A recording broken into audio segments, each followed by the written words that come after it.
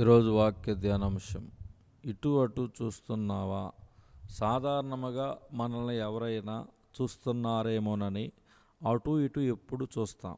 మనం ఎప్పుడైతే చేయకూడని పని చేయడానికి ప్రయత్నిస్తామో అప్పుడే మనల్ని ఎవరైనా పరిశీలిస్తున్నారేమోనని అటు ఇటు చూస్తాం.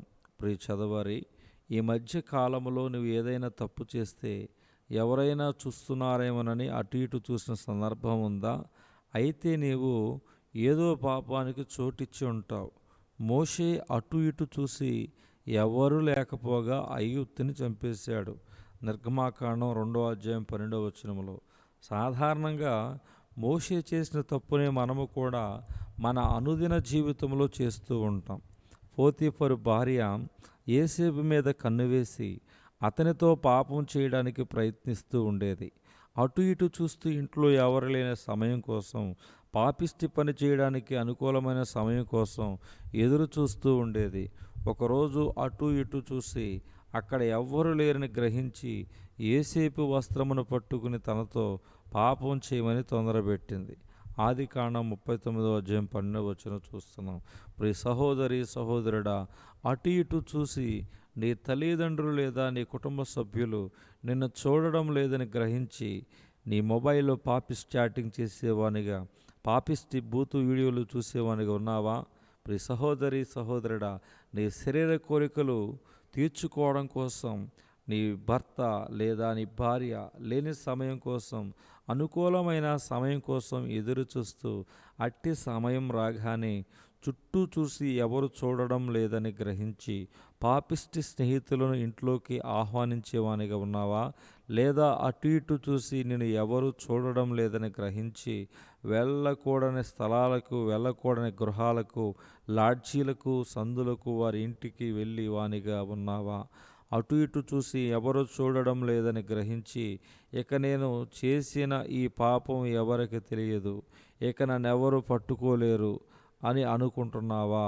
నీవు ఈ లోకం కళ్ళను, మనుషుల యొక్క కళ్ళను కప్పవచ్చును కానీ దేవుని కళ్ళను మాత్రం కప్పలేవు. నీ యొక్క పాపిష్టి కార్యాలను నీ చుట్టూ ఉన్నవారు చూడకపోవచ్చు కానీ పైన ఉన్న దేవుడు మాత్రం సమస్తాన్ని చూడగలడు అనే సత్యం మర్చిపోవద్దు. ఆయనకు సమస్తము తెలుసు, సమస్తాన్ని చూడగలవాడు. మన ప్రతి రహస్య పాపమును తీర్పులోనికి తెచ్చి శిక్ష విధిస్తాడు. పోతీఫరు భార్య పాపం చేయడానికి యోసేపును తొందర చేస్తూ ఉంటే యోసేపు మాత్రం అటు ఇటు చూడకుండా, శోధనకు లొంగిపోకుండా పైకి అనగా దేవుని వైపు చూస్తూ, నేను దేవునికి విరోధముగా ఇంత దుష్కార్యమును ఏ విధంగా చేసి పాపము కట్టుకుంటాను, ఆదికాండం 39 అధ్యాయం 9 చెప్పి అక్కడ నుంచి పారిపోయి తన ఆత్మీయతను, పరిశుద్ధతను కాపాడుకున్నాడు. ప్రియ సహోదరి సహోదరుడా, నువ్వు శోధన గుండా వెళ్తున్నావా? అయితే మనుషులు వైపుకు చూడవద్దు, లోకం వైపుకు చూడవద్దు, పైకి చూడు, దేవుని వైపుకు చూడు. యోసేపు వలె అక్కడ నుంచి దూరంగా పారిపో. నీవు కుడి తట్టుకైనను ఎడమ తట్టుకైనను తిరగకము. నీ పాదమును కీడునకు దూరముగా తొలగించుకునుము. సామెతల గ్రంథము 4 అధ్యాయం 27 యవనుడా, నీ యవనెచ్చలుండి పారిపొమ్ము. 2 తిమోతి 2 అధ్యాయం 22 తినవద్దన్న పండు తిన్న హవ్వ, ఆదాము ఎవరు చూడలేదనుకున్నారు. ఆదికాండం 3 అధ్యాయం 1-6 అన్నను మోసం చేసిన యాకోబు ఎవరు చూడలేదనుకున్నాడు. ఆదికాండము 27 అధ్యాయం 20-36 వ్యభిచారం చేసిన దావీదు మరియు యోధా ఎవరు చూడలేదనుకున్నారు. 2 సమూయేలు గ్రంథం 12 అధ్యాయం 1-13 ఆదికాండము 38 అధ్యాయం 14-26 వరకు ఐగుప్తిని చంపిన మోషే ఎవరు చూడలేదనుకున్నాడు. నిర్గమాకాండం 2 అధ్యాయము 11-15 సేవ ముసుగులో అన్యాయంగా సంపాదించిన గెహాజీ తాను చేసిన మోసం ఎవరు చూడలేదనుకున్నాడు. 2 రాజుల గ్రంథం 5 అధ్యాయము 20-27 నాబోతును చంపిన అహాబు, యెజెబెలు ఎవరు చూడలేదనుకున్నారు. 1 రాజుల గ్రంథము 21 అధ్యాయము 1-24 దేవునికి చెందిన బంగారు కమ్మిని దాచిన ఆకాను ఎవరు చూడలేదనుకున్నాడు.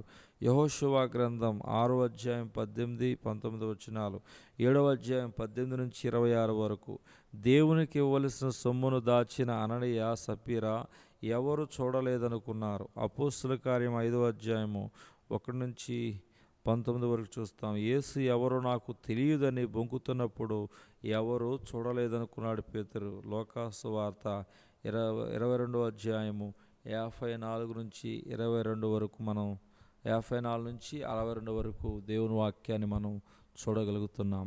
దేవుడు ఇతని వాక్యాన్ని దేవుడు దీవించునుగాక. ఆమేన్.